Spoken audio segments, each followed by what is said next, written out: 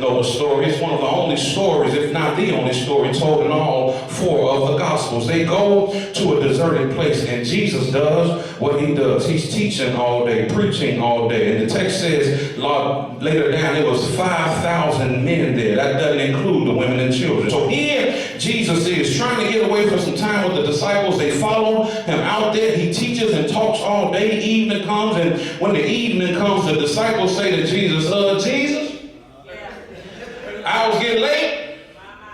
We're in a deserted place. These folks have no food, and people have nothing to eat. Send them somewhere. It's the Harrods down the street. Send them somewhere so they can get something to eat. Jesus says, no, I know we're in a deserted place, but you give them something to eat. So Jesus says, now watch this. Jesus doesn't say this is a desert. They say it's a deserted place. Did you hear what we said? Look around, Jesus. Look at how limited we are. We are in a deserted place. There's no food. We're in a deserted place. And you want us to go buy some stuff and bring it back to this deserted place and use our money to feed all these folks? And Jesus responds in this way with a straight face. You feed them. What do you have? Go and see, because this deserted place ain't a desert. I'll come back and get that. Because Dr. Heber Brown reminds us that deserts are naturally occurring locales that lack food and water. What we have called a food desert is really food apartheid.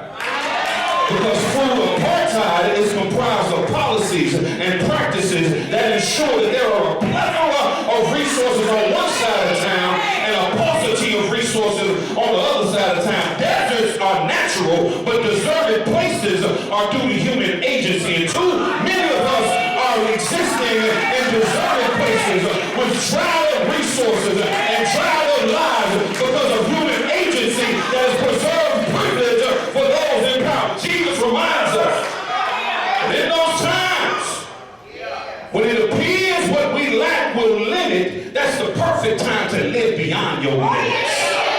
All I'm trying to say is when you decide you're going to live beyond limits, you got to believe that everywhere you've been placed is a place of possibility. Because what others have called deserted can be a place of development.